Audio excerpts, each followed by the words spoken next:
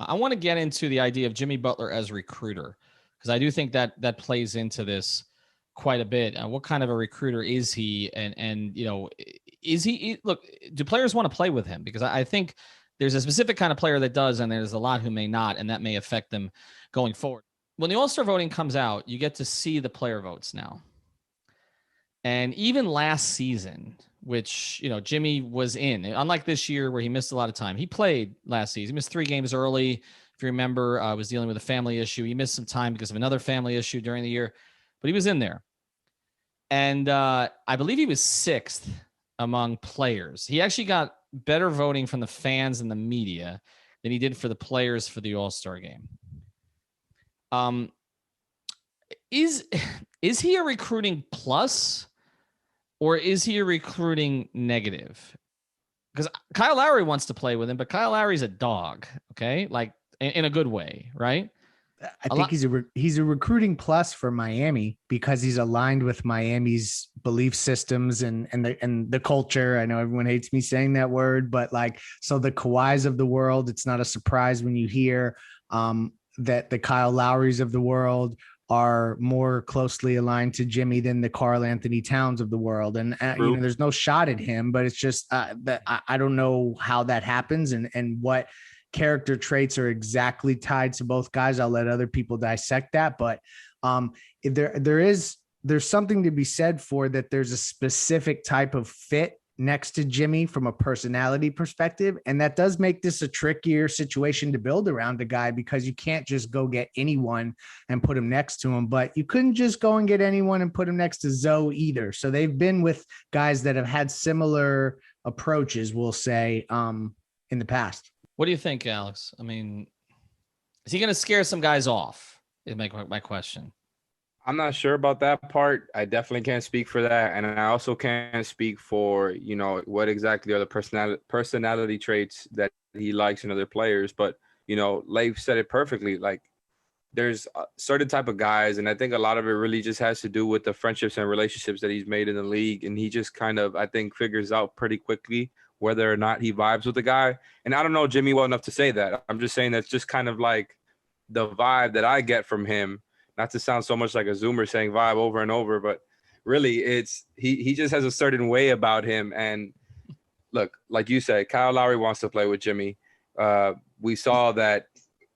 What were we gonna say? He's buddies with Kyrie. Like, I'm trying to go through and catalog who are the other guys that people associate with Jimmy. Like there's more than just who. Well, there's a few, but there's not a ton. And then there's others that he's got weird grievances with. Like he doesn't have a personality issue with CJ McCollum, but I was told that basically, some announcer said that CJ was better than him once. And so he's taken it like as a personal vendetta to destroy CJ every time they play against each other. I mean, TJ Warren thing was weird, right? Like I saw somebody pitch a trade idea that would get Warren and Brogdon to the Heat. And the very first thing that I thought of was, well, you can't do that. Like that's, I mean, look, Jay Crowder had issues with Jimmy that were kind of documented. Jay talked about them a little bit with us. So, I think that they can be patched, whatever they are with certain guys, as long as they'll prove they will work, right? You also like Drew, right?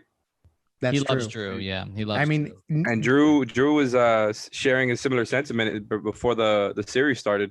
Listen, 10 years before 2006, if you said Shaquille O'Neal and Alonzo Mourning were going to be in the same locker room doing anything with next Christian to each other. With Christian Laettner. Correct. Remember? Exactly. They had the top 3 picks from that draft. But those guys didn't vibe initially. All Shaq ever did was mock Laettner. Okay. There were a lot of guys Shaq couldn't play with. David Robinson, for one. Shaq mocked a ton of people.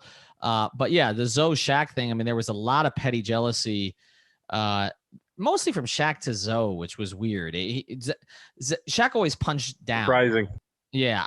He punched down a lot, and because he would get, anytime somebody challenged him in any way, he was petty, and he was petty with David Robinson more than anybody. But he respected Yao Ming and Hakeem, and that was pretty much it. But yeah, I think that there is something to it. There are certain guys, the good thing is culturally, the Heat probably wouldn't want a lot of the guys that Jimmy wants also, right? But when we do other pods where we talk about kind of depressed assets like a Porzingis, or even the conversation about whether Karl Anthony Towns could be a target of Pat. Well, there's certain guys that just can't be targets of Pat because wasn't Harden cool with Jimmy too? Yes, they have a relationship too. They have a relationship. So he has some. Didn't Giannis like Jimmy too, like publicly before? I mean, before the two playoffs. Yeah, Alex is uncovering so. as many as he can. No, but I think you're reaching with Giannis. So he drafted Jimmy and Bam to his All-Star team. So they're best friends. I think Bam is seen as the good cop, and that's in most of these scenarios. Great analogy. And they might have different. Okay, Alex, they may have different tastes otherwise. All right. Will the Heat? I don't know if I should say will or can. Can the Heat win a championship with a $50 million Jimmy Butler as they're building out the rest of their roster? Can they do that, Greg or Alex? One of you. Yes, they can, because I really think that Bam is going to continue to improve and his ascension is going to come at the perfect moment as Jimmy needs it most. And I also just have faith in the front office and the coaching staff. So to me, I feel like they can squeeze the most out of a Jimmy Butler.